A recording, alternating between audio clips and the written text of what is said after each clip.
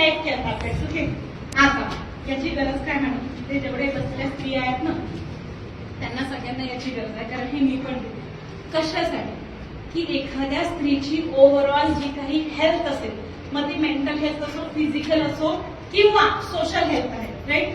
तुम्हाला मला काय त्रास आहे हे आपल्यालाच माहिती, हे आपण प्रत्येकाला सांगू शकत नाही, राईट. मग तो आजार हा पिरियड्सचा आजार पण असू शकतो, ठीक आहे, पिरियड्सचा त्रास पण असू शकतो, मेन्स्ट्रुएशनचे कोणत्याही प्रकारचे प्रॉब्लेम, व्हाईट डिस्चार्जचा प्रॉब्लेम असेल, थायरॉइड असेल, बीपी असेल लोअर लेवलला, ओके, त्याच्यानंतर डायबिटीज असेल लोअर लेवलला, किंवा तुम्हाला पीसीओडी पीसीओएस मध्ये पण आणखी कोणती जर बरची जर स्टेज असेल ती, या प्रत्येक सिच्युएशन मध्ये आपण लेडी लाईफ केअर ह्या टॅब्लेट्स त्या लेडीजला तिथे सजेस्ट करतो. म्हणजे तुमची ओव्हरऑल पूर्ण जी काही वेलबिंग आहे, जी हेल्थ आहे ती दुरुस्त करण्याचं काम कोण करतं, तर लेडी लाईफ केअर या टॅब्लेट्स. आणि हे डेफिनेटली इथे असलेल्या प्रत्येकानेच घ्यायला पाहिजे, कारण त्याचे रिझल्ट मी स्वतः तर घेतलेलेच आहे, पण असंख्य रिझल्ट तुमच्या समोर पाहायला पण तुम्हाला मिळतील. ओके, तर हे झालं लेडी लाईफ केअर.